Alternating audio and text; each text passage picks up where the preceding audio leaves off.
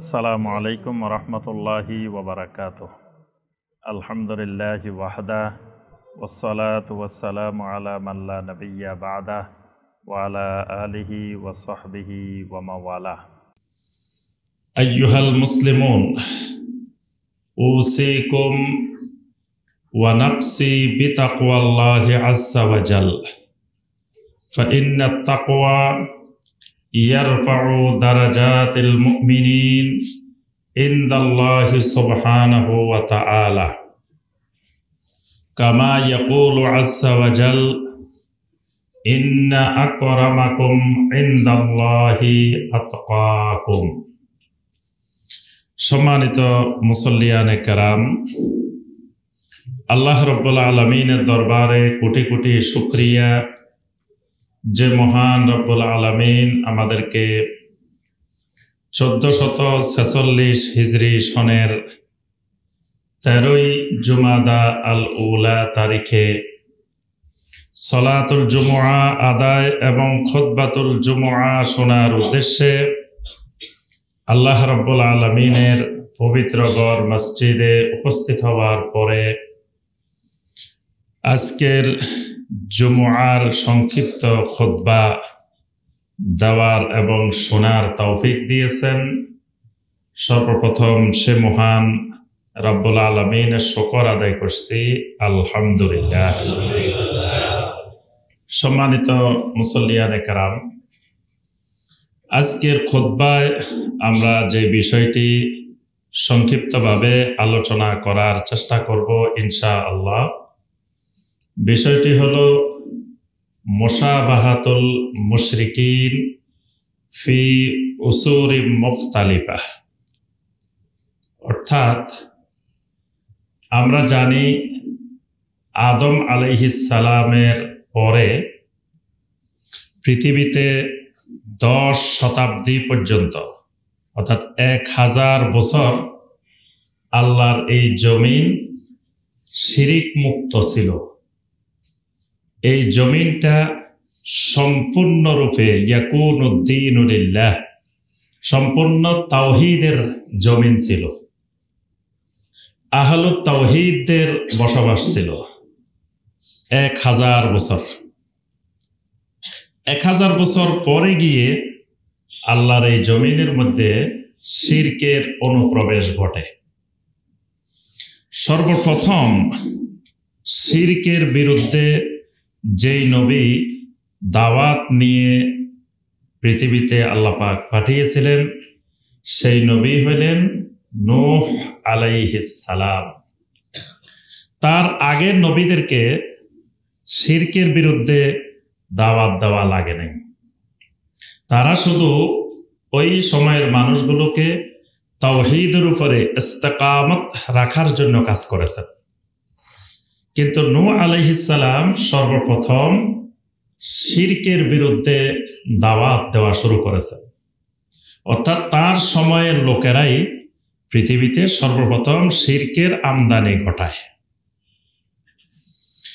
এখন সেই ধরেন নূহ আলাইহিস সালামের সময় আজ থেকে হাজার হাজার বছর আগে, মাঝখানে কত হাজার হাজার বছর অতিবাহিত হয়ে গেছে, কিন্তু এই শিরিক পৃথিবী থেকে সমূলে আর মূলোৎপাটন হয় নাই।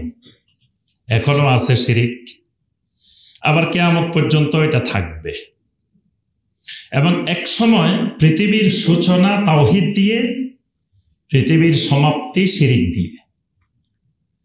যতদিন পৃথিবীতে আহলুত তাওহীদ থাকবে, একজনও যখন আহলুত তাওহীদ থাকবে, ততদিন কিয়ামত হবে না। যখন পৃথিবীতে সমস্ত জমিনটা আহলুস শিরকদের জমিন হয়ে যাবে, তখনই পৃথিবীতে কিয়ামত হবে। তো অনেকে মাঝে মাঝে অনেকের দুশ্চিন্তায় ঘুম আসে না, সৌদি আরব নষ্ট হয়ে যাচ্ছে, সৌদি আরব খারাপ হয়ে যাচ্ছে, বাংলাদেশ কি হচ্ছে সেটা নিয়ে তারা তো মাথা ব্যথা নাই, কিন্তু তার অনেক দুশ্চিন্তা, আহারে সৌদি আরব শেষ হয়ে যেতেছে, নষ্ট হয়ে যেতেছে, সেখানে কত কিছু ঢুকতেছে। তো সৌদি আরব যদি নষ্ট না হয় তো কিয়ামত কিভাবে হবে? সৌদি আরব যদি কিয়ামত পর্যন্তই তাওহীদের উপরে থাকে, তো তাহলে তার কেয়ামতই হবে না। তাহলে বোঝা গেল কেয়ামত হইতে হইলে সৌদি আরবকেও খারাপ হওয়া লাগবে, সৌদি আরবকেও শিরিকের দিকে যাওয়া লাগবে, না গেলে তো কেয়ামতই হবে না। তাহলে বোঝা যায় কেয়ামতের আগে পৃথিবীর কোনো জায়গায় তাওহীদ থাকবে না। তাওহীদবাদীদের সংখ্যা, আহলুত তাওহীদের সংখ্যা দিন দিন কমতে থাকবে। কমতে থাকার লক্ষণটাই হলো কিয়ামতের লক্ষণ। আস্তে আস্তে আহলুত তাওহীদ কমবে। নবী সাল্লাল্লাহু আলাইহি ওয়াসাল্লাম বলছেন, বাদা আল ইসলামু গারিবান ওয়া সায়াউদু কামা বাদা ফাতুবা লিল গুরাবা। নবী সাল্লাল্লাহু আলাইহি ওয়াসাল্লাম বলেন, ইসলাম শুরুই হয়েছে পৃথিবীতে গারিবান, মানে অল্প কিছু সংখ্যক মানুষের মাধ্যমে। তাও গারিব মানে অপরিচিত মানুষ, মানে একবারে হাই লেভেলের উচ্চ লেভেলের মানুষ না, সাধারণ কিছু মানুষ দিয়ে ইসলাম শুরু হয়েছে। আবার সাইয়ুদু কামা বাদা, যেভাবে শুরু হয়েছে অচিরেই আবার সেই অবস্থায় চলে যাবে। তাহলে নবী সাল্লাল্লাহু আলাইহি ওয়াসাল্লামের মাক্কি জীবনে প্রথম গোপন 3 বছর দাওয়াতে কয়জন মুসলিম হয়েছে, কয়জন তাওহীদবাদী হয়েছে? আবার অচিরেই ওই সংখ্যায় চলে যাবে, যেই সংখ্যা দিয়ে শুরু হয়েছে ওই সংখ্যায় চলে যাবে। নবী সাল্লাল্লাহু আলাইহি ওয়াসাল্লাম বলেন, ফাতুবা লিল গুরাবা। এই অল্প কিছু সংখ্যক যেই তাওহীদ আহলুত তাওহীদেরা জমিনে থাকবে, এদের জন্য আমি নবীর পক্ষ থেকে সুসংবাদ। সুবহানাল্লাহ। তো তাহলে বোঝা যায় পৃথিবীর সূচনা তাওহীদ দিয়ে, পৃথিবীর ধ্বংস শিরিক দিয়ে।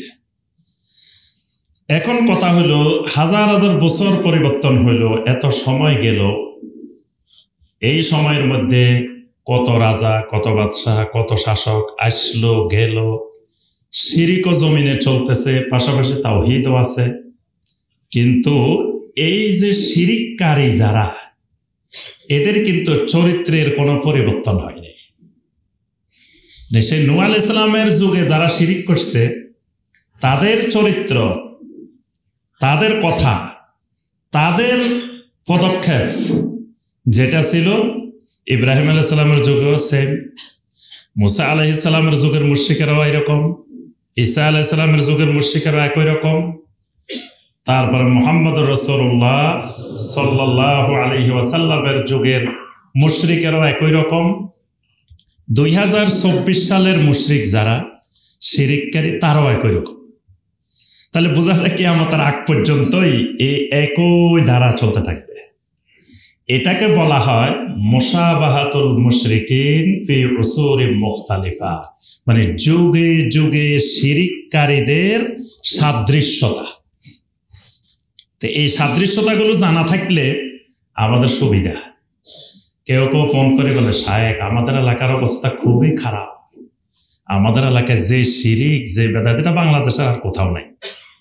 সবার কথা একইটাই, যে সব এলাকার অবস্থায় খুবই খারাপ, যে এইরকম শিরিক আর কোথাও নাই। আসলে এইগুলা নতুন কোনো জিনিস না। এই শিরিকগুলো ওই নূহ আলাইহিস সালামের যুগেও ছিল, ইব্রাহিম আলাইহিস সালামের যুগেও ছিল, তারপরে মুসা আলাইহিস সালামের যুগেও ছিল। সব যুগে এই শিরিককারীদের একটা মুশাবা আছে, মানে সাদৃশ্যতা আছে, মিল আছে। আজকের খুতবায় আমাদের আলোচ্য বিষয় এই মিলগুলা কোন কোন পয়েন্টে। আবার তাওহীদ, আহলুত তাওহীদেরও কিছু কিছু পয়েন্টে মিল আছে। তো সেটা আজকের আলোচ্য বিষয় না। আজকের খুতবার আলোচ্য বিষয় হলো শিরিককারীদের, নূহ আলাইহিস সালামের যুগের শিরিককারী আর বর্তমান 2024 সালের শিরিককারী, এদের মধ্যে সাদৃশ্যের পয়েন্ট কোন কোন জায়গায়, এটা জানা থাকলে তাহলে আর আমাদের শিরিক চিনতে, শিরিক বুঝতে বা শিরকের বিরুদ্ধে দাওয়াতি কাজ করতে সুবিধা হবে। পয়েন্ট এগুলাই, নতুন কোনো পয়েন্ট নাই। তাহলে বোঝা যায় পুরানা পয়েন্ট হইলে এই পয়েন্টের উপরে কাজ করছে নূহ আলাইহিস সালাম, এই পয়েন্টের উপরে কাজ করছে ইব্রাহিম আলাইহিস সালাম, এই পয়েন্টের উপরে কাজ করছে মুসা আলাইহিস সালাম, এই পয়েন্টের উপরে কাজ করছেন ঈসা আলাইহিস সালাম, এই পয়েন্টে কাজ করছেন মুহাম্মদুর রাসূলুল্লাহ সাল্লাল্লাহু আলাইহি ওয়াসাল্লাম। তাহলে আমার আর নতুন কোনো কাজের চিন্তাধারা, নতুন কোনো উসুল, নতুন কোনো মানহাজ, নতুন কোনো সিস্টেম দরকার নাই, যেহেতু ওই শিরিককারীদের পয়েন্ট এগুলা, এই পয়েন্টের উপরে যুগে যুগে আম্বিয়া আলাইহিস সালাম কাজ করছেন, তাহলে তো আমি কাজের ফর্মুলা সেখানে পেয়ে যাচ্ছি। ওই নবীওয়ালা ফর্মুলায়, আম্বিয়া আলাইহিস সালামের ফর্মুলায় যদি আমি কাজ করি, তাহলে এই পয়েন্টে আমার জন্য সহজ, আমার জন্য সুবিধা, নতুন কোনো চিন্তাধারার দরকার নেই। কেউ কেউ মনে করতে পারে ওই যুগের নবীদের অবস্থা আর এই যুগের তো একই না, সুতরাং ওই যুগে হয়তো এই সিস্টেম লাগে নাই, এই যুগে এই সিস্টেম দরকার হতে পারে। এটা ভুল কথা। এটা সব যুগের জন্যই এই নবীওয়ালা সিস্টেম, নবীওয়ালা পদ্ধতি, নবীওয়ালা মানহাজ, এটা অনুসরণ করলেই যথেষ্ট। তো প্রথমে আসি, আমরা সকলেই জানি শিরিক এত ভয়াবহ, খারাপ, নিকৃষ্ট জিনিস, এটার থেকে জমিনে আর খারাপ কিছু নাই। এটাকে বলা হয় আল মুনকারুল আকবার। মানে যত মুনকার আছে জমিনে, মুনকার মানে খারাপ কাজ, যত খারাপ অপছন্দনীয় কাজ আছে, সবচাইতে আকবার, সবচাইতে বড় যেটা নিকৃষ্ট কাজ, খারাপ কাজ, সেটা হলো শিরক।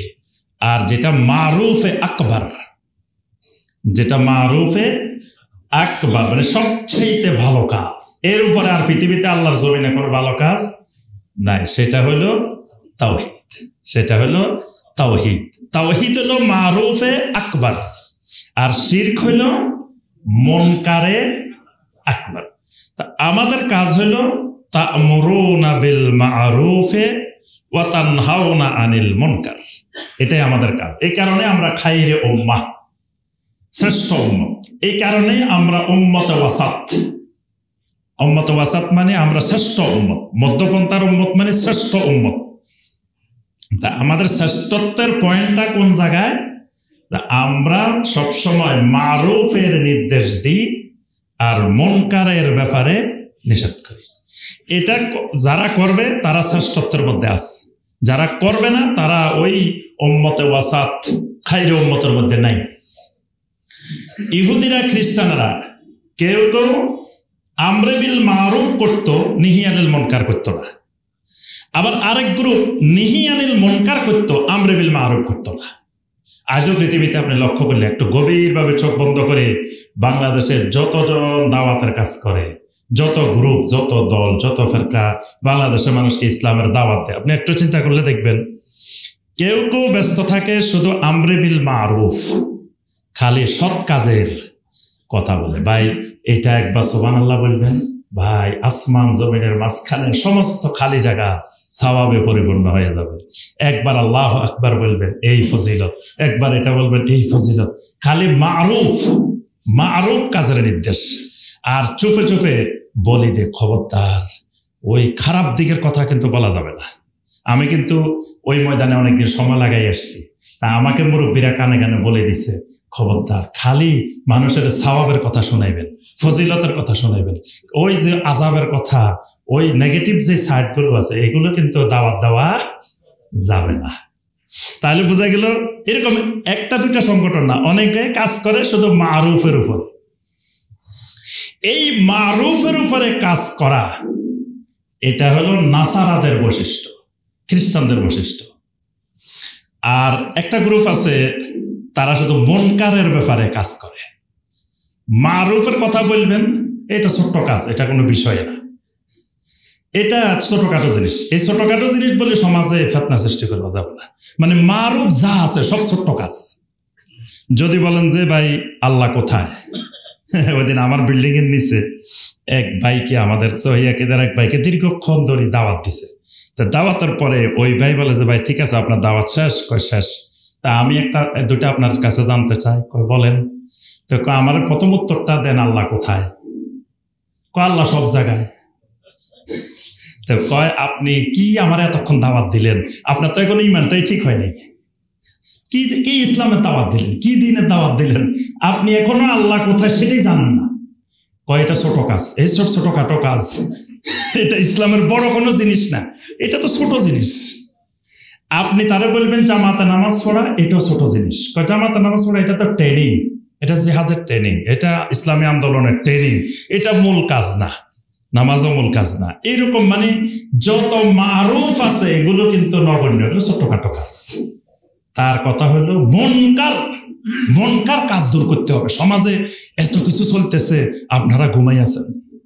সমাজে আপনার সুদ চলতেছে, সমাজে ঘুষ চলতেছে, সমাজে আপনার মদ চলতেছে, সমাজে অশ্লীলতা চলতেছে, এগুলা বন্ধ করা, এগুলার বিরুদ্ধে কাজ করা, এটাই মূল কাজ। এটা হলো ইহুদিদের বৈশিষ্ট্য।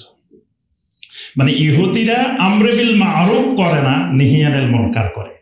আর খ্রিস্টানেরা আমরে বিল মারুফ করে, নিহিয়ানিল মুনকার করে না। এই কারণে দেখবেন কোরআনে কারিমে অনেকগুলো আয়াত আছে, আল্লাহ বলছেন লাউলা ইয়ানহাহুমুর রাব্বানিয়ুনা আন আকলিহিমুস সুহুত, যে তাদের রব্বানিরা, তাদের আল্লাহওয়ালা মানুষেরা কেন তাদেরকে হারাম বক্ষণ থেকে নিষেধ করে নাই? আল্লাহ প্রশ্ন করছেন। মানে তারা নিষেধ করতো না। এই কারণে অনেক মসজিদের খতিব সাহেবকে মসজিদ কমিটির সভাপতি, সেক্রেটারি কানে কানে বলি দেয়, খবরদার, মসজিদে কিন্তু আমাদের অনেকে সুদ খায়, অনেকে ঘুষ খায়, এগুলার ব্যাপারে আপনি কোনো কথা বলা যাবে না। এরকম বাংলাদেশে কিন্তু অনেক মসজিদে আছে। তাহলে আমাদের মূল পয়েন্ট যেটা, যে আল্লাহ পাক এই উম্মতকে খাইরে উম্মত বলছেন, এই উম্মতকে উম্মতে ওয়াসাত বলছেন। কেন বলছেন? এই উম্মতের বৈশিষ্ট্য এরা দুইটাই করবে, তা'মুরুনা বিল মারুফও করবে, তানহাউনা আনিল মুনকারও করবে। দুইটা করাই এই উম্মতের বৈশিষ্ট্য। এখন দুইটা করতে হলে আমাকে জানতে হবে দুইটার মধ্যে মারুফের সবচেয়ে বড় কোনটা, মুনকারের সবচেয়ে বড় কোনটা। আর বড়টা বাদ দিয়ে যদি ছোটটায় হাত দেন, কাজ হবে না। এই জন্য সমস্ত আম্বিয়া আলাইহিমুস সালাম পৃথিবীতে এসে দাওয়াতটা শুরু করতেন মারুফে আকবার। সবচেয়ে বড় মারুফ যেটা, সেটা কি? তাওহীদ। সমস্ত নবীরা বলতেন ইয়া কওমি ইবুদুল্লাহ মা লাকুম মিন ইলাহিন গায়রুহু। নবী সাল্লাল্লাহু আলাইহি ওয়াসাল্লাম একই দাওয়াত দিলেন, ইয়া আইয়ুহান নাস কুলু লা ইলাহা ইল্লাল্লাহ তুফলিহু। সমস্ত নবীরাই বড় মারুফ, সবচাইতে বড় মারুফ কাজ যেটা, সবচাইতে ভালো কাজ যেটা, সেটার দাওয়াত দিতেন। আবার সবচাইতে নিকৃষ্ট, সবচাইতে মুনকারে আকবার শিরক, এই শিরকের বিরুদ্ধে সংগ্রাম পরিচালনা করতেন। এই জন্য মুনকারে আকবার শিরক। তাহলে এই শিরকের চেয়ে জঘন্য কোনো কাজ আল্লাহর জমিনে আর দ্বিতীয়টা নাই। তাহলে আমরা সবাই জানি শিরকের ক্ষতিকর দিক, এটা সবচেয়ে বড় জুলুম, জুলমে আজিম। সূরা লোকমানের 13 নম্বর আয়াতে আল্লাহ পাক বলছেন ইন্নাশ শিরকা লা জুলমুন আজিম। কারণ বান্দার উপরে আল্লাহর হক হইল আইয়াবুদুল্লাহ ওয়াহদা ওয়ালা ইউশরিকু বিহি শাইআ, যে বান্দা তাওহীদের ভিত্তিতে একমাত্র আল্লাহর গোলামি করবে, আল্লাহর সাথে কোনো কিছুকে শিরিক করবে না। এটা হলো বান্দার উপরে আল্লাহর হক। সুতরাং হক নষ্ট করা জুলুম। এখন আল বান্দার উপরে আরো কিন্তু হক আছে, তো এটা হলো সবচেয়ে বড় হক। এটা বড় হক হওয়ার কারণে এই হক নষ্ট করাও বড় জুলুম। এই হক নষ্ট করলে, তাওহীদ নষ্ট করলে, এটা জুলমে আযীম। আল্লাহ রাব্বুল আলামিন কিয়ামতের ময়দানে ইচ্ছা করলে আল্লাহর মাশিয়াতে বান্দার সমস্ত গুনাহ আল্লাহ ক্ষমা করে দিতে পারেন, কিন্তু ইন্নাল্লাহা লা ইয়াগফিরু আন ইউশরাকা বিহি। আল্লাহ রাব্বুল আলামিন কেউ যদি শিরিক নিয়ে মারা যায়, তো আল্লাহ পাক এই শিরকের গুনাহ ক্ষমা করবেন না। শিরিক করার দ্বারা একজন মানুষ নাফাক হয়ে যায়, নাফাক। আল্লাহ পাক কোরআনে কারিমে বলছেন ইন্নামাল মুশরিকুনা নাজাসুন। মুশরিকেরা নাফাক, মুশরিকদের অন্তর নাফাক হয়ে যায়। তাওহীদ অন্তরকে পবিত্র করে, অন্তরটাকে পবিত্র রাখে তাওহীদ। আর শিরিক ঢুকলে অন্তর নাফাক হয়ে যায়। এই শিরকের দ্বারা বান্দার জন্য আল্লাহর জান্নাত হারাম হয়ে যায়।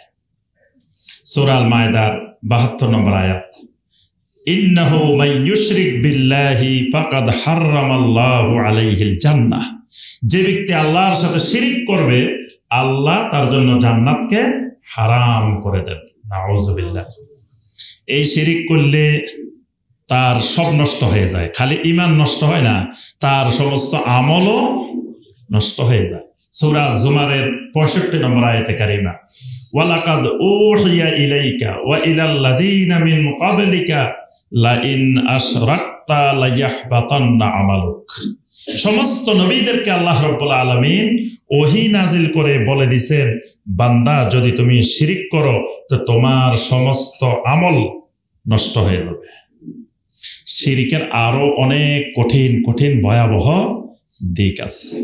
এই জন্য সবসময় শিরিক থেকে আমাকে আপনাকে কমপক্ষে 100 গজ দূরে থাকতে হবে। শিরিকের ধারে কাছেও যাওয়া যাবে না। যদি বলেন না শিরিকটা একটু দেখে আসি, দেখে আসাও যাবে না। কারণ নবী সাল্লাল্লাহু আলাইহি ওয়াসাল্লাম বলছেন, দাজ্জাল যদি তোমার বাড়ির সামনে দিয়ে চলে যায় তো তুমি বলিও না দাজ্জাল কিরকম, একটু দেখে আসি। দাজ্জাল দেখতে যাইও না, কারণ দাজ্জাল দেখতে গেলে দাজ্জালের ফিতনাটা এত কঠিন, এত ভয়াবহ, তুমি ওই ফিতনায় গ্রাস হয়ে যেতে পারো, তোমাকে ওই ফিতনা পেয়ে বসতে পারে। এজন্য শিরিক দেখার জন্য যাওয়া যাবে না, যে শিরিকটা একটু দেখে আসি কিরকম, এটাও করা যাবে না। শিরিক থেকে সবসময় দূরত্ব বজায় রাখতে হবে। আল্লাহ পাক আমাদেরকে তৌফিক দান করুন। এবার আসি আমরা আমাদের আলোচনার মূল বিষয়, যে নূহ আলাইহিস সালামের যুগের শিরিককারী আর বর্তমান 2024 সালের শিরিককারী, এর মধ্যে যুগে যুগে যে পয়েন্টগুলোতে সাদৃশ্য ছিল, 1 নম্বর সাদৃশ্যতা সেটি হলো আল ইহতিজাজ বিমা আলাইহিল আবা ওয়াল আজদাদ। মানে যুগে যুগে যত শিরিককারী ছিল, সমস্ত শিরিককারীর একটা সাদৃশ্য যে বাপ দাদাদের অন্ধ অনুসরণ। মানে যত তাওহীদের দাওয়াত দিবেন, যত বুঝাইবেন, লাস্টের কথা হইল আমাদের বাপ দাদারা কি ভুল করছে, বাপ দাদারা কি বুঝে নাই, আমাদের বাপ দাদা পূর্বপুরুষেরা এইভাবে করে আসছে। এটা সমস্ত শিরিককারীদের এই হাজার হাজার বছর ধরে একই চরিত্র, একই কথা। কোন যুগে এটা পরিবর্তন হয়নি এবং কিয়ামত পর্যন্ত এটা পরিবর্তন হওয়ার সম্ভাবনাও কম। সব কথার গোড়ায় বলবে কি বাপ দাদা। আল্লাহ পাক কোরআনে কারিমে সূরা যুখরুফের 23 নম্বর আয়াতে বলছেন, وَكَذَلِكَ مَا أَرْسَلْنَا مِنْ قَبْلِكَ فِي قَرْيَةٍ مِّن نَّذِيرٍ إِلَّا قَالَ مُتْرَفُوهَا إِنَّا وَجَدْنَا آبَاءَنَا عَلَى أُمَّةٍ وَإِنَّا عَلَى آثَارِهِمْ مُقْتَدُونَ।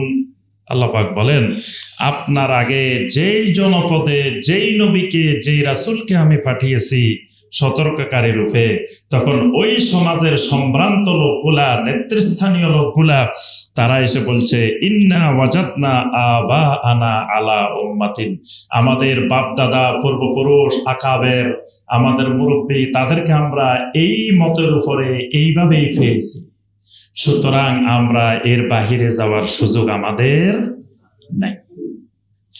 এই যুক্তি দিয়ে যুগে যুগে সমস্ত নবীর যুগে শিরিককারীরা শিরিক করছে বাপ দাদার দোহাই দিয়ে।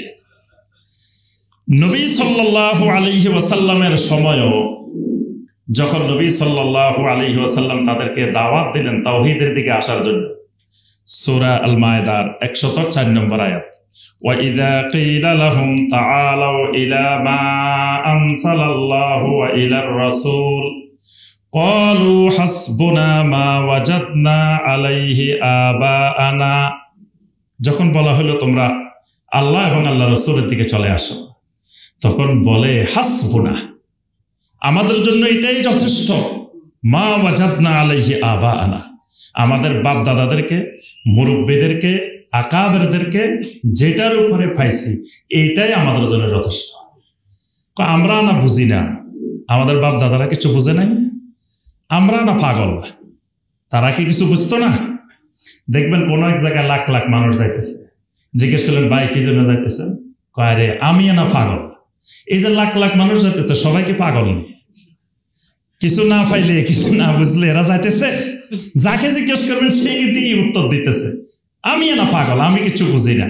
কিন্তু সবাই কি পাগল নাকি? লাখ লাখ মানুষ যাইতেছে, এখানে যদি কিছু না থাকতো তো লাখ লাখ মানুষ কেন যাইতেছে? আসলে সবাই পাগল। আল্লাহ পাক ওই আয়াতে ওই কথাটা বলছেন। তারা বলে যে আমাদের বাপ দাদারা কি কিছু বুঝতো না, তারা কি জানতো না? তা আল্লাহ পাক বলছেন আসলেই আওয়ালাউ কানা আবাউহুম লা ইয়ালামুনা শাইয়্যা ওয়া লা ইয়াহতাদুন, যদিও তাদের বাপ দাদারা কিচ্ছু জানতো না, ওয়ালা ইয়াহতাদুন, তারা হেদায়েত প্রাপ্ত ছিল না, জাহেল ছিল, মূর্খ ছিল, গোমরা ছিল তাদের বাপ দাদারা, কিন্তু তারপরেও তারা বলবে যে না আমরা না ভাই বুঝি না। তাই বাপ দাদারা বুঝতো না? আরে এত বড় বড় আল্লাহর ওলি, গ্লাসে ফু দিলে গ্লাস ফাটে গেছে, এখান থেকে ফু দিছে ওই জায়গা তার ফুঁসে নাই, ওই পানি নিয়ে খাইছে, কাজ হয়ে গেছে। আর এখনকার শায়খারা সবাই মিলে ফু দিলেও তো গ্লাস একটা ফাটবে না। ওই সময়ের মুরব্বীরা এগুলা করে গেছে। আমি একদিন লক্ষ্মীপুর গেছি, তো এলাকার বাইরে আসে করতেছে শায়েখ একটা তো জিনিস মিলাইতে পারতেছি না, অঙ্ক মিলে না। তা আমি বললাম যে কেন মিলে না? এই যে যে জিনিসগুলো আমরা এখন বুঝতেছি শিরিক, আমরা এখন বুঝতেছি বেদাত, তা আমাদের এই এলাকার যতগুলা বুজুর্গ ছিল, যতগুলা আল্লাহওয়ালা ছিল, যতগুলা আল্লাহর ওলি ছিল, সবাই তো এগুলা করতো, শিরিকও করতো, বেদাতও করতো, যেগুলাকে আমরা এখন বলতেছি শিরিক আর বেদাত। তো এরা শিরিক করে বেদাত করে আল্লাহর ওলি হয়েছে কেমনে? এই অঙ্ক মিলাই দেন। কারণ শিরিক করে বেদাত করে তা কেউ কোনোদিন আল্লাহর ওলি হইতে পারে না, কখনো না। যদি কেউ মনে করে শিরিক করে আল্লাহর ওলি হয়েছে, বেদাত করে আল্লাহর ওলি হয়েছে, তাহলে তার ইমানে থাকবে না। তা এখন অঙ্ক মিলাই দেন যে এরা শিরিক করে বেদাত করে আল্লাহর ওলি হয়েছে কেমন? তা আমি কেউ অঙ্ক মিলানোর আগে আমার এটার উত্তর দেন, এরা যে আল্লাহর ওলি হয়েছে এইটা আপনারে কে বলল? এটা জানলেন কেমনে? এটার উৎস কি? এটার সোর্স কি? কেমনে জানি গেলেন যে উনি আল্লাহর ওলি হয়ে গেছে? কয় যে আমরা অনেক কারামত দেখছি, মানে অলৌকিক কাজ কারবার। তা আমি কে অলৌকিক কাজ কারবার তো শয়তানও করতে পারে। অনেক হিন্দু আপনার সাধু সন্ন্যাসী, তারপরে বৌদ্ধদের দেখবেন বড় বড় ভিক্ষু, এদের সাধনা করতে করতে এরা অনেক এরকম কাজ, এদের কাছে যে আপনি শোনেন এদের কারামতি, এদের মানে অলৌকিক কাজ কত করে ফেলছে। তো এরা কি আল্লাহর ওলি হয়ে গেছে? ইমাম শাফি রাহমাহুল্লাহ পৃথিবীকে, জগৎবাসীকে সতর্ক করে বলছেন, ইজা রাআইতুমুর রাজুলা ইয়াতিরু ফিল হাওয়া, যখন কোনো মানুষকে তোমরা দেখবা আকাশে উঠতেছে, বিমান ছাড়া তোমার সামনে উড়ি চলে যেতেছে, আও ইয়ামশি আলাল মা, তোমার সামনে দিয়ে দেখতেছো তুমি পানির উপর দিয়ে হেঁটে চলা যাচ্ছে, তুমি দেখতেছো। ওই যে শাহজালাল রহমতুল্লাহ আলাইহি নাকি যায় নামাজ বিছাই কি করছে, সুরমা নদী পারে, তো তুমি দেখতেছো তোমার সামনে দিয়ে একটা লোক পানির উপর দিয়ে হেঁটে নদী পার হয়ে যাচ্ছে, সাগর পার হয়ে যাচ্ছে। ফালা তুসাদ্দিকুহু, ইমাম শাফি রাহমাতুল্লাহ আলাইহি বলেন খবরদার এই লোককে কখনো আল্লাহর ওলি মনে করবা না, হাত্তা তা'লামু মুতাবাআতা রাসূলিল্লাহি সাল্লাল্লাহু আলাইহি ওয়াসাল্লাম, যতক্ষণ পর্যন্ত না লোকটার মধ্যে শতভাগ রাসূলুল্লাহ সাল্লাল্লাহু আলাইহি ওয়াসাল্লামের সুন্নতের ইত্তেবা না দেখবা। ইত্তেবা আছে, কোনো অলৌকিক কর্মকাণ্ড দেখানো লাগবে না, এটাই আল্লাহর ওলি। সুন্নতের ইত্তেবা আছে, অলৌকিক কর্মকাণ্ড ওলি হওয়ার দলিল না। তা আমি বললাম যে কারামতে বুজুর্গি যেগুলো দেখছেন এগুলো তো ওলি হওয়ার দলিল না। তাহলে আপনারা কে কইল ওনারা আল্লাহর ওলি? এবার কয় না, এই যে আমরা তো সবাই ওনাদেরকে আল্লাহর ওলি মনে করতাম। আমি বলছি এই যে মনে করাটা আরেকটা শিরিক, আল্লাহর ওলি মনে করাটা এটা আরেকটা শিরিক। কারণ আল্লাহর ওলি জমিনে কে, এটা তো ইলমে গায়েবের বিষয়। আপনি জানলেন কেমন এই গায়েবের বিষয়? তো গায়েবের বিষয় আপনি নিজে হাতে লই ফেলছেন, আপনি ঘোষণা দিয়ে দিচ্ছেন উনি আল্লাহর ওলি। আল্লাহর ওলি তো সমস্ত ইমানদারেরাই আল্লাহর ওলি। আল্লাহু ওয়ালিয়ুল্লাযীনা আমানু, সকল ইমানদার আল্লাহ রাব্বুল আলামিনের বন্ধু, আল্লাহর ওলি। তো বন্ধুত্বের পরিমাণ হয়তো কারো সাথে একটু কম, কারো সাথে একটু বেশি। এটা হলো ঈমান আর তাকওয়ার লেভেল অনুযায়ী বন্ধুত্বের হার নির্ধারণ হয়। আসসালামু আলাইকুম ওয়া রাহমাতুল্লাহি ওয়া বারাকাতুহু। আলহামদুলিল্লাহি ওয়াহদা ওয়াসসালাতু ওয়াসসালামু আলা মান লা নাবিয়্যা বা'দা ওয়া আলা আলিহি ওয়া সাহবিহি ওয়া মাওয়ালা। আজকে ধরেন জুমার নামাজ সবাই পড়তেছি, কিন্তু যাওয়ার সময় কেউ সওয়াব নেবেন 10 কেজি, কেউ পাবেন 1 কেজি, কেউ পাবেন 1 পোয়া, কেউ পাবেন 100 টাকা, কেউ খালি 0 পাই চলে যেতে হইব। এখন তো সবাই জুমা পড়ছি, এক ইমামের পিছনে পড়ছি, কিন্তু সওয়াব সমান হলো না কেন? এই সওয়াবটা নির্ভর করবে আপনার ঈমান আর তাকওয়ার উপরে। এটার বেশি আর কম নির্ভর করবে আপনার ঈমানটা কতটুকু গভীর, কতটুকু বিশুদ্ধ, আপনার তাকওয়াটা কোন লেভেলের, এটার উপরে আপনার সওয়াব নির্ভর করবে। তো যে কথাটা আমরা বলছিলাম যে এই যুগে যুগে সমস্ত মুশরিকদের একটাই পয়েন্ট, যে আমাদের বাপদাদারা, আমাদের পূর্বপুরুষেরা, আল্লাহর ওলিরা, বুজুর্গরা, আমাদের আকাবেরারা এগুলা করিয়ে আসছে। সুতরাং আপনি আবার যত শিরিক বলেন আর সে মানতে রাজি হয় না। আল্লাহ পাক কোরআনে কারিমে নূহ আলাইহিস সালামের যুগের মুশরিকদের বর্ণনা দিয়েছেন যে নূহ আলাইহিস সালাম যখন দাওয়াত দেওয়া শুরু করলেন, তখন নূহ আলাইহিস সালামের যুগের মুশরিকেরা বলতেছেন যে মা সামি'না বিহাদা ফি আবাইনাল আউয়ালিন, সূরা আল মুমিনুনের 24 নম্বর আয়াত। বলতেছে নূহ, আমাদের পূর্বপুরুষ বাপ দাদাদের থেকে তো তুমি যে সকল কথাবার্তা বলতেছো এগুলো তো আমরা কোনোদিন শুনি না। মা সামি'না বিহাজা, এগুলো আমরা কোনোদিন শুনি নাই। ফি আবাইনাল আউয়ালিন, আমাদের বাপ দাদা পূর্বপুরুষদের মধ্যে তোমার এই সকল কথা কোনোদিন শুনি নেই। তাহলে নূহ আলাইহিস সালামের যুগের লোকেরা বাপ দাদার কথা বলছে। সালেহ আলাইহিস সালামের যুগের লোকেরা, সালেহ আলাইহিস সালাম কাদের কাছে আসছিলেন? সামুদ জাতির কাছে। সামুদ জাতির লোকেরা সালেহ আলাইহিস সালামের দাওয়াত শুনে বলতেছে আতানহানা আন না'বুদা মা ইয়াবুদু আবাউনা, আমাদের বাপ দাদারা যার ইবাদত করত তুমি কি আমাদেরকে তাদের ইবাদত করতে নিষেধ করতেছ? আমাদের বাপ দাদারা এসব ওলি আল্লাহর, এসব বুজুর্গদের সিন্নি করছে, ওরস করছে, তারপরে মান্নত করছে, গরু ছাগল খাসি মুরগি মোমবাতি টাকা পয়সা কত কিছু মান্নত করছে, আর তুমি আসে আমাদেরকে এগুলো নিষেধ করতেছ। বোঝা গেছে তুমি ওলিয়া উলিয়া দুশ্মন। তুমি কি ওলিয়া উলিয়া মানো না?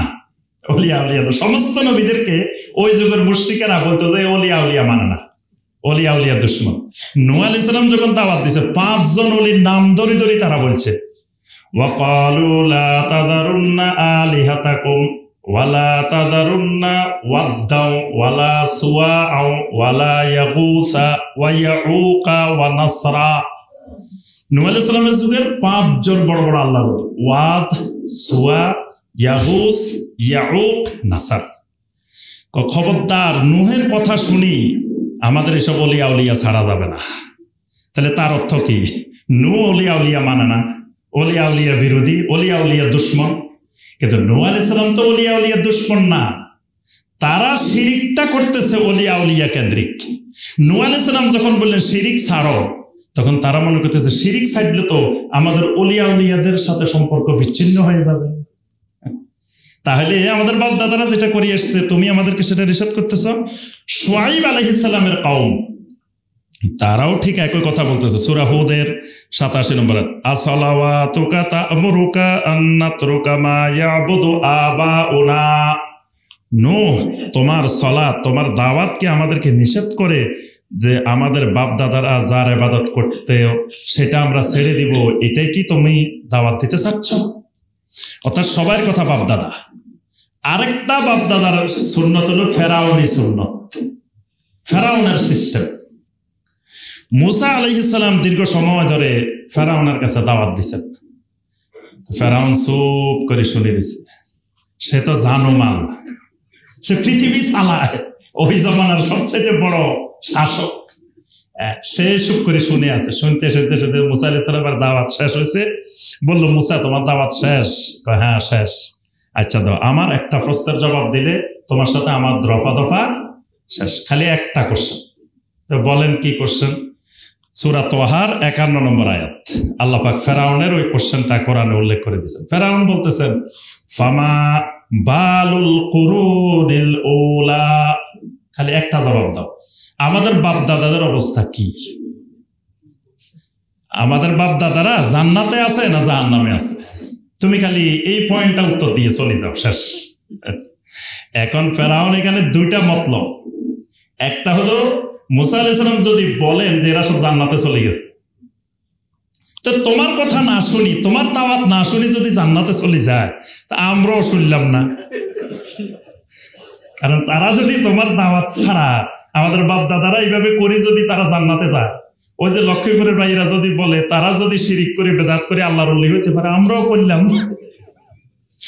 এখন ওই ফেরাউন বলতেছে যে তারা যদি জান্নাতে যায় তাহলে তার তোমার কথা শোনার দরকার না, আমরা যে অবস্থায় আছি জান্নাতের রাস্তায় আছি। আচ্ছা, আবার যদি মুসা আলাইহিস সালাম বলেন যে তোমাদের বাপ দাদা সব জাহান্নামে চলে গেছে, এবার ফেরাউন পুরা দেশের মানুষকে খেপাই দিবে যে দেখো মুসা কিন্তু তোমাদের বাপ দাদা সবাই জাহান্নামে পাঠাই দিচ্ছে। দেশের মানুষ তার কথা শুনবে না, তার দাওয়াত শুনবে না। কি সূক্ষ্ম প্রশ্ন দেখছেন, এক প্রশ্ন দিয়ে শেষ। আল্লাহু আকবার। তো মুসা আলাইহিস সালাম তো আর যে সেভাবে কথা বলার লোক না, কারণ তিনি আল্লাহর রাসূল, এবং খালি রাসূল না, উলুল আযম মিনার রাসূল। 5 জন উলুল আযম রাসূলের মধ্যে একজন। তো নবী রাসূলেরা তো ওহী ছাড়া কোনো কথা বলেন না।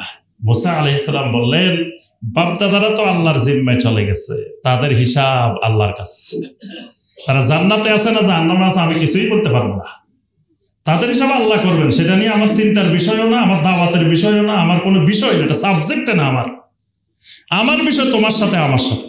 কারণ আমাকে আল্লাহ বলছেন ইযহাবা ইলা ফিরআউনা ইন্নাহু তাগা, আমাকে বলছেন তুমি ফেরাউনের কাছে যাও, তোমার বাপ দাদার কাছে যাইতে কয় না, ফেরাউনের কাছে যাইতে বলছে। আর বলছে ফেরাউন বিপদসীমার উপরে চলে গেছে, বিপদসীমার উপরে প্রবাহিত হইতেছে, তার কাছে যাও। আমি তোমার কাছে আসছি, আমার রবের পক্ষ থেকে দাওয়াত পৌঁছাই দিচ্ছি।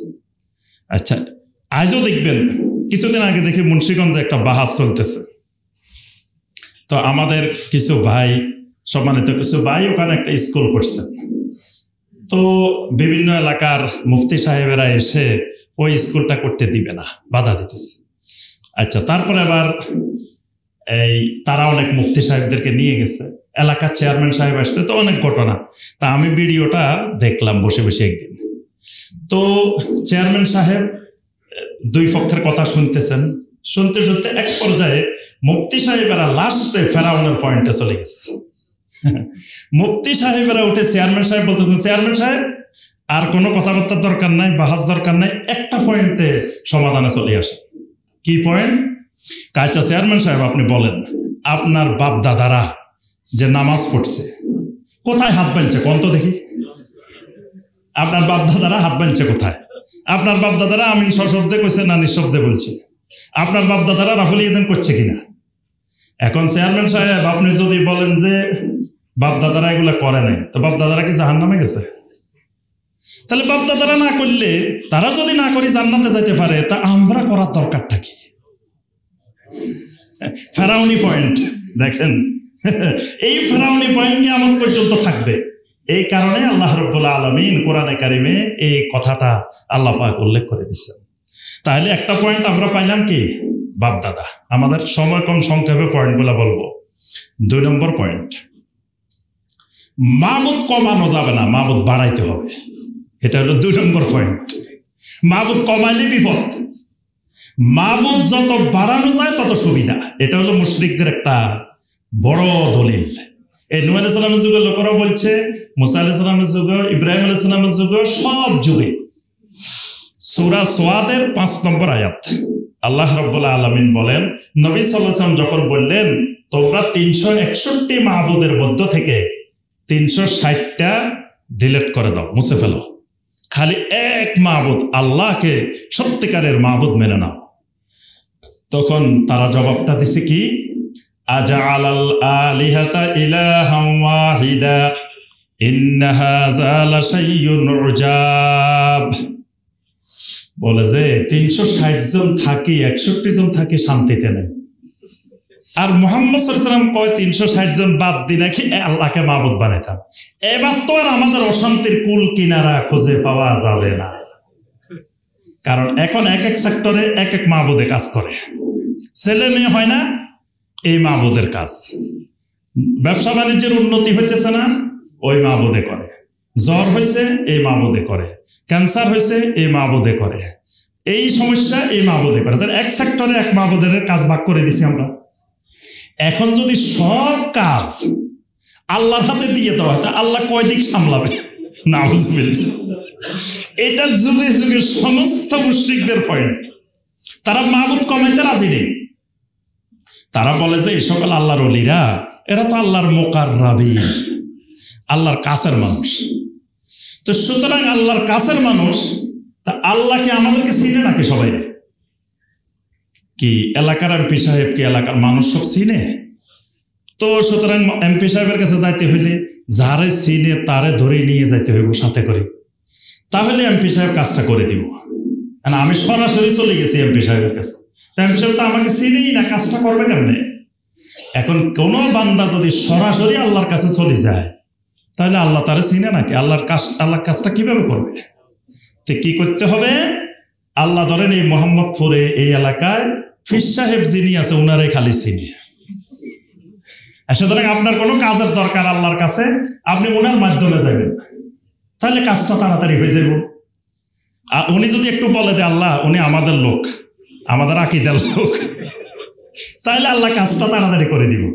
এখন আপনি সরাসরি চলে গেছেন। মুশরিকেরা যুগে যুগে আল্লাহ রাব্বুল আলামিনকে মাখলুকের উপরে কিয়াস করছে। মানে শিরকের একটা পয়েন্ট হলো আল্লাহকে মাখলুকের উপরে কিয়াস করা, মানে আল্লাহকে চিনতে পারে না। ওয়ামা কাদারুল্লাহ হাক্কা কাদরিহি, আল্লাহ পাক এই কথাটা কোরআনে কারিমে কয়েক জায়গায় বলছেন, তারা আসলে আমি আল্লাহকে চিনতে পারে না, যথাযোগ্য মর্যাদা আমার নিরূপণ করতে পারে না। আল্লাহ কি এটাই বুঝে না, এরা মাখলুকের মতো মনে করে বসে থাকে। কলকাতার এক বক্তা দেখি যে ওরে আল্লাহ মাইক টেক ফাটাই ফেলতেছে ওয়াহাবিরা আলে হাদিসেরা, যে আল্লাহ রসুলকে হাজির নাজির বলে না। তা আল্লাহ রসুল হাজির নাজির এটা দলিল কি? তো উনি জনগণকে বুঝাইতেছে, আচ্ছা ভাই কলকাতা হাইকোর্টে একটা বিচার গেছে, 3 জন সাক্ষী নিয়ে আসা হয়েছে। একজন সাক্ষীরে বিচারক জিজ্ঞেস করতেছে, এই হত্যাকাণ্ডটা যে হয়েছে তুমি ওখানে ছিলা, তুমি দেখছো? কয় না আমি দেখিও নাই শুনিও নাই। যাও তোমার সাক্ষী বাতিল। আরেকজনকে আসছে সাক্ষী, কয় তুমি হত্যাকাণ্ড হয়েছে দেখছো শুনছো? কয় না আমি দেখি নাই, মানুষের কাছে শুনছি। কয় না তোমার সাক্ষীও হবে না, বাতিল। আরেকজন আসছে, তুমি দেখছো? বিচারক জিজ্ঞেস করতেছে, আমি ওখানে সরাসরি ছিলাম, দেখছি শুনছি, একেবারে হাজির হাজির এবং নাজির। কয় ঠিক আছে তোমার সাক্ষী গ্রহণযোগ্য। কয় নবী সাল্লাল্লাহু আলাইহি ওয়াসাল্লাম আমাদের জন্য কিয়ামতের ময়দানে সাক্ষী দিবেন, তা রাসূল যদি না দেখেন, রাসূল যদি হাজির না থাকেন তো সাক্ষী দিবেন কেমনে? তাহলে আল্লাহর আদালত আর কলকাতার আদালত এক বানাই ফেলছে। কলকাতা হাইকোর্টের আল্লাহর হাইকোর্ট বানাই ফেলছে। কোথায় আল্লাহ রাব্বুল আলামিন আর কোথায় কোথা কি? আল্লাহ সুবহানাহু ওয়া তাআলার যে আদালত, এখানে তো সাক্ষীর দরকার নেই। আল্লাহ পাক স্বয়ং দেখছেন আমরা যে গুনাহ করছি, অপরাধ করছি, সরাসরি দেখছেন। আল্লাহর ফেরেশতারা লিখে রাখছেন, এটা আল্লাহ পাক সংরক্ষণ করে রাখছেন, সব ডকুমেন্ট আছে। তাইলে এখানে শিরিকটা করতেছে কি দিয়ে? যে আল্লাহকে মাখলুকের উপরে কিয়াস করতেছে। তাহলে মনে রাখতে হবে 2 নম্বর পয়েন্ট, আল্লাহকে মাখলুকের উপরে কিয়াস করা। যুগে যুগে যতজন শিরিক করছে, মাহবুদ কমাইলে তো সমস্যা বেড়ে যাবে। যে ধরেন 64 জেলায় 64 জন ডিসি আছে, এসপি আছে, বলা হলো যে কোনো ডিসি এসপি দরকার নেই, সব প্রধান উপদেষ্টা একা করবো। তো তাহলে আমরা মানুষ মনে করবো যে এটা কেমনে সম্ভব? এতজন থাকি নিরাপত্তা পাইতেছি না, তো সব যদি একজনেই করে তো কেমনে হবে? তো এরাও আল্লাহকে এরকম মনে করে। তারা এই জন্য ভাগ করছে, কয় 7 মহাদেশে 7 জন কি আছে? গাউস আছে, গাউস। আল্লাহ নাকি প্রশাসন পরিচালনা করার জন্য 7 মহাদেশে 7 জন গাউস রাখছে। এক গাউসের আন্ডারে 14 জন করে কুতুব আছে। বাংলাদেশের এক কুতুব ছিল পটিয়ায়, কি করতো? আপনার আফ্রিকার জঙ্গলে মিটিং করি, আবার ফজরের আগে চলে আসতো রাতে রাতে। একবার খাদা আটকা পড়ে গেছে আফ্রিকা জঙ্গল, আসতে পারে না। তারপরে আপনার এত বড় বড় বুজুর্গরা বাংলাদেশে ছিল, তারা আপনার এই বাংলাদেশে থাকি ফজরের জামাত হারামে পড়তো। তো ফজরের জামাত পড়লে বাকি 4 ওয়াক্ত পড়তো না কেন? আমার আপনার যদি সুযোগ থাকে হারামে নামাজ পড়ার, তো হানজালা মসজিদে পড়বেন না কি? 5 ওয়াক্ত সুযোগ থাকলে 5 ওয়াক্তই পড়বো, ওখানে যাই। তাহলে এই দ্বিতীয় পয়েন্ট যেটা বলছি সেটা হলো কি, আল্লাহকে মাখলুকের উপরে কি করা। 3 নম্বর পয়েন্ট যেটা মিল, সেটা হলো আপনার ইহতিজাজ বিল কদর, মানে তাকদিরের দোহাই দেওয়া।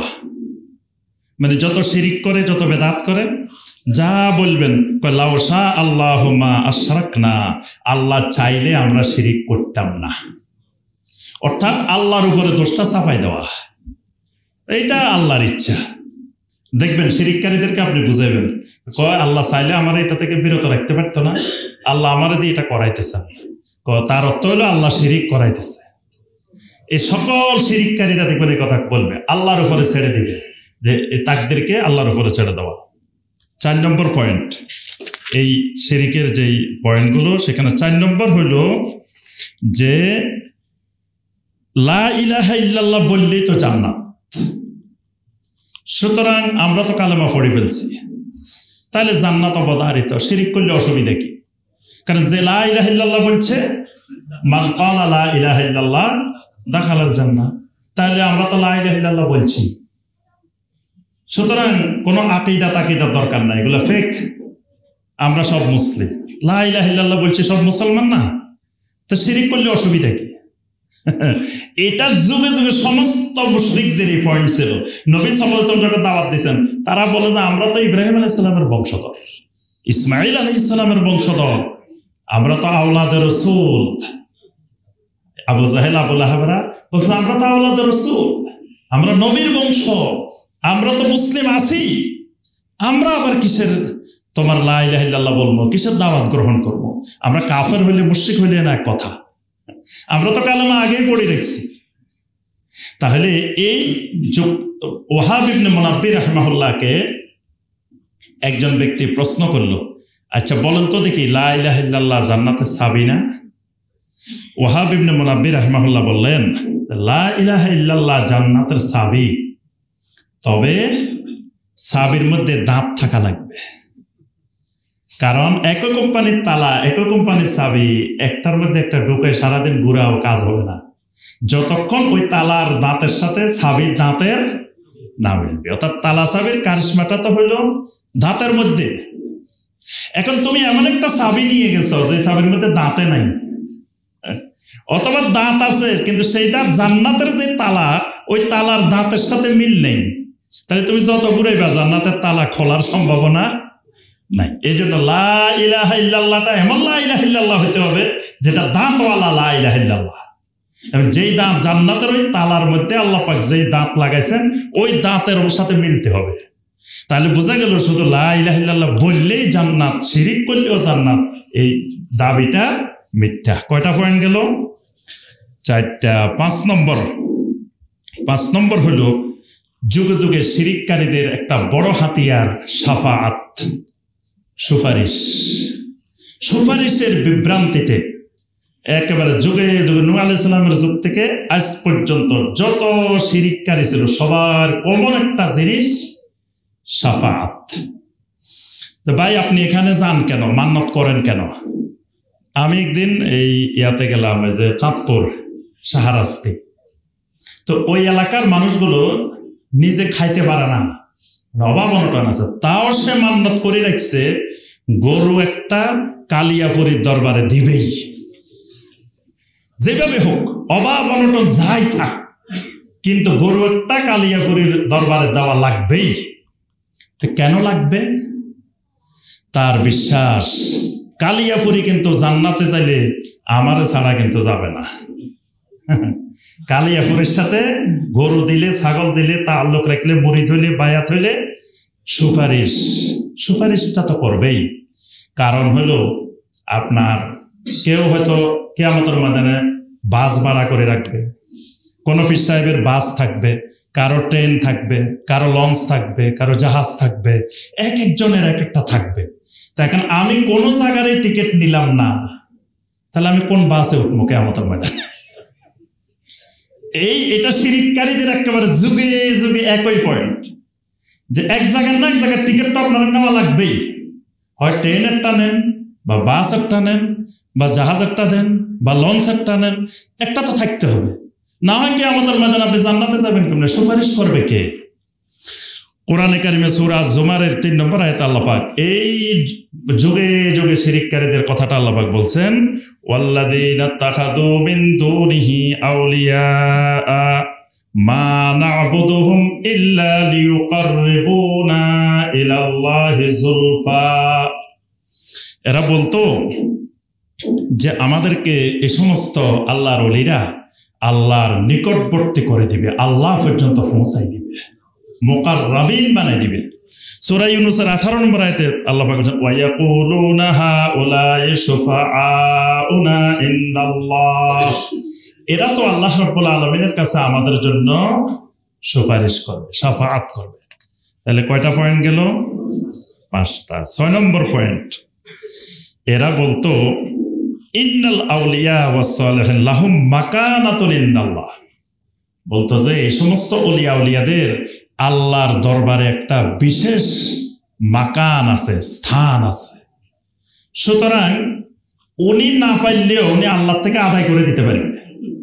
কিছু জিনিস আছে উনি সরাসরি দিয়ে দিতে পারবে, ছোটখাটো গুলা, আর বড়গুলা উনি না দিতে পারলেও আল্লাহ থেকে আদায় করে দিবে। আল্লাহরে বললে আল্লাহ দিয়ে দিবে, কারণ সে আল্লাহর আকারে কাছাকাছির মানুষ।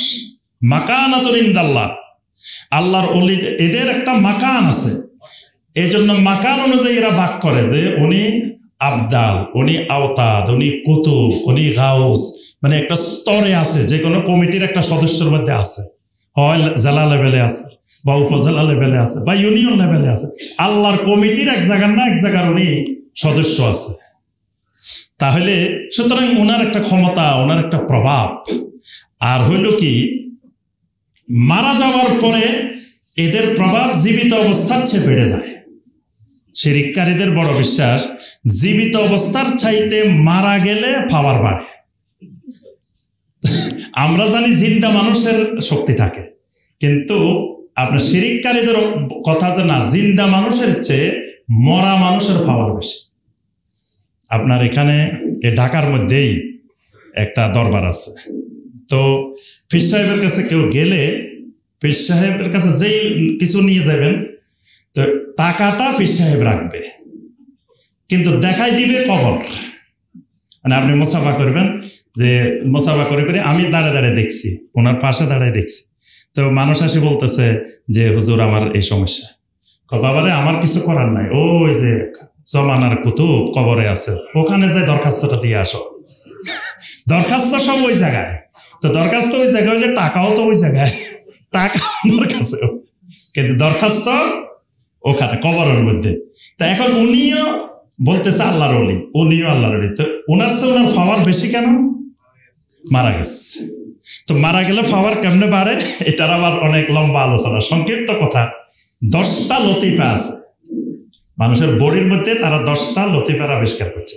তো 10 নম্বর লতিফা যেটা, সেটা হলো নফস। নফস মানে খাঁচা, এই মাথা থেকে পা পর্যন্ত এটা একটা খাঁচা, এটাকে বলা হয় নফস। এই জন্য খাঁচার ভিতর অচিন পাখি কেমনে আসে যায়, এরকম গান আছে না?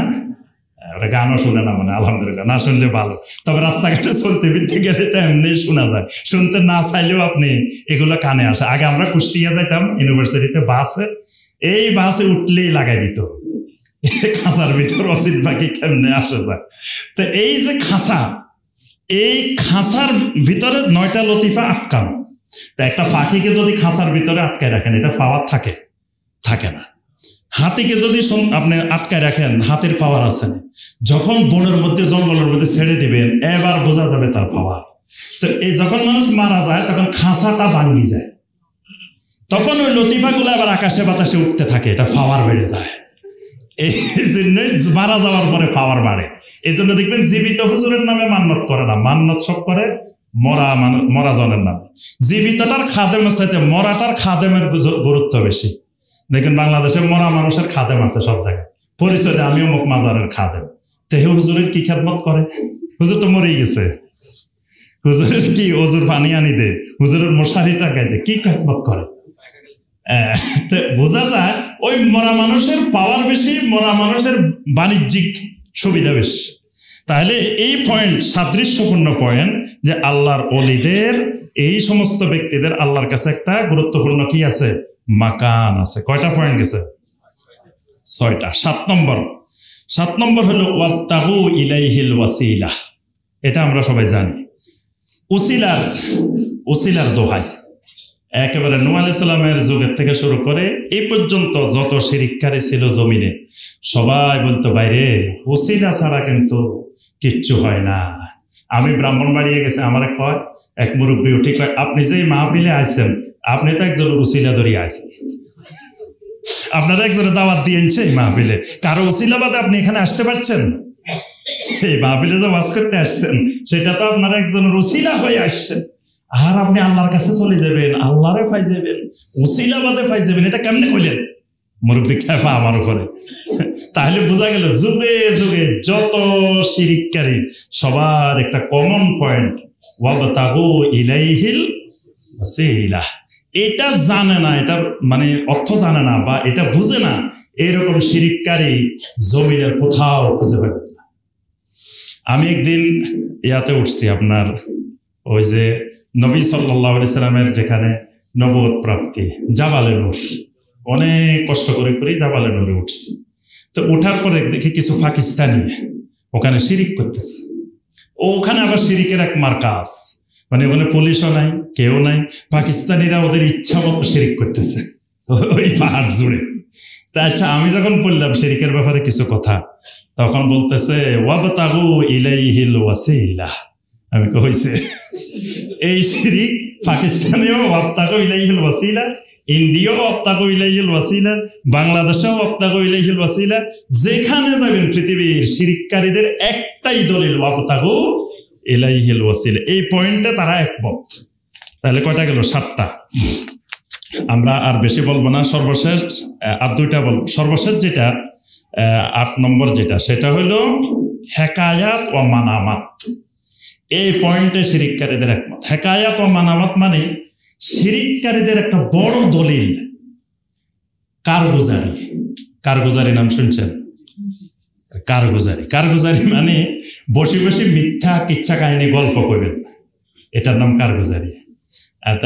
কারগুজারির অনেক উদাহরণ আছে আমার কাছে, শত শত। একজন করতেছে, বাইরে আমরা একদিন এক জায়গায় গেছি, তো অনেকদিন ধরেই দাওয়াতের মেহনত করতে করতে করতে করতে মানে সব জায়গায় খালি গোশত খাইতেছি, এটা খাইতেছি, মাছ খাইতে মনে চাইতেছে।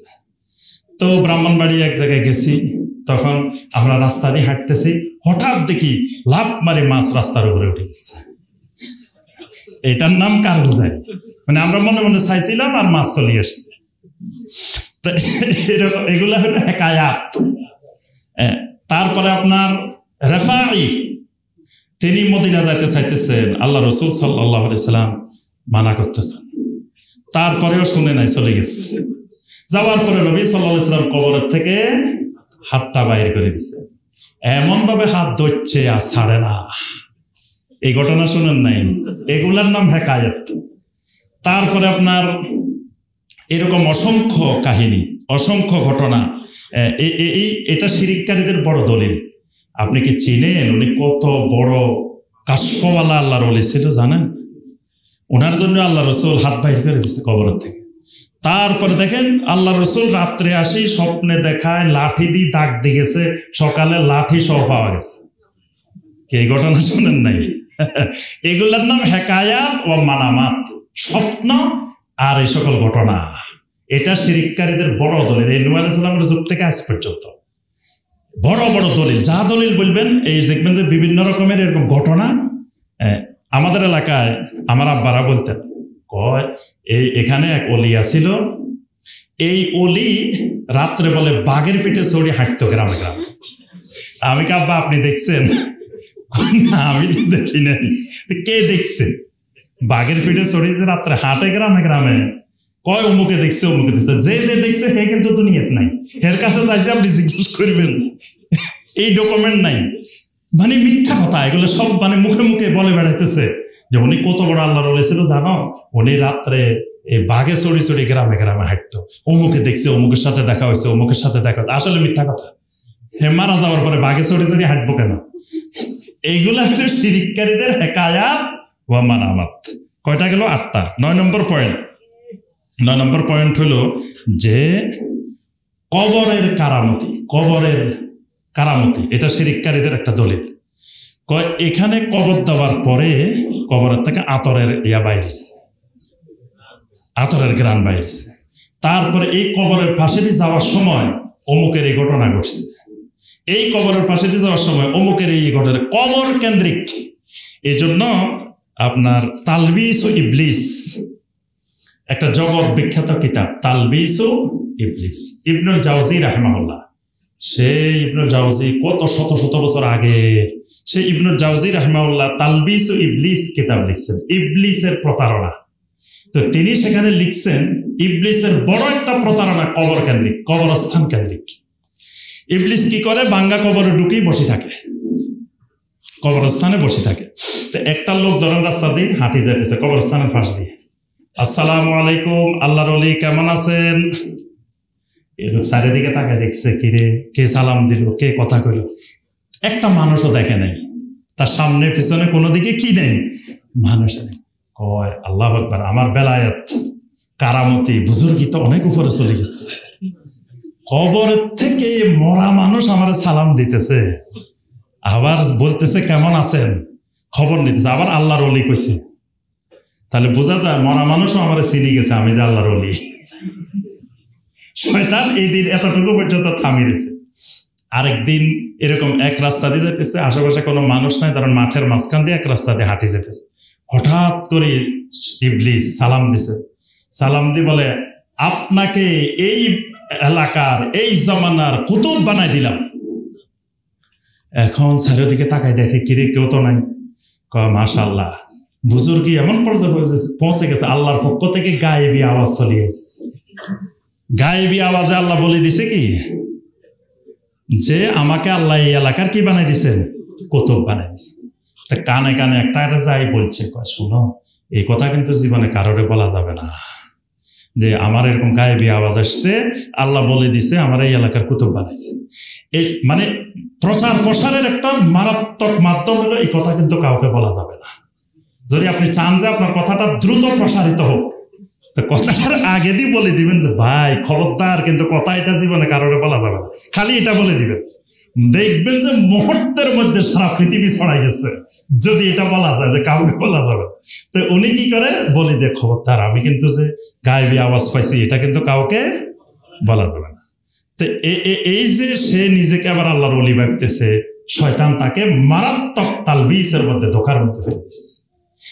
এইরকম শত শত ঘটনা ইবনুল জাওজি রাহিমাহুল্লাহ তালবিস ও ইবলিসের মধ্যে উল্লেখ করছেন।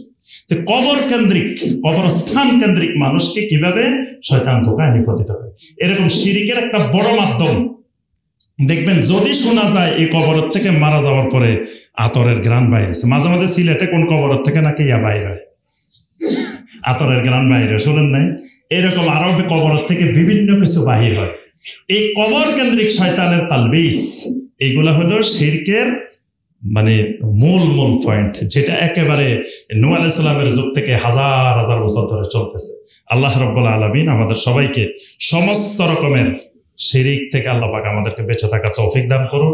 আল্লাহ রাব্বুল আলামিন আমাদের সবাইকে তাওহীদকে জানার, তাওহীদ বুঝার, শিরিক মুক্ত ঈমান ও আমল করার আল্লাহ পাক তৌফিক দান করুন। আকুলু কাওলি হাযা ওয়া আস্তাগফিরুল্লাহ লি ওয়া লাকুম ফাস্তাগফিরু ইন্নাহু হুয়াত তাওয়াবুর রহিম।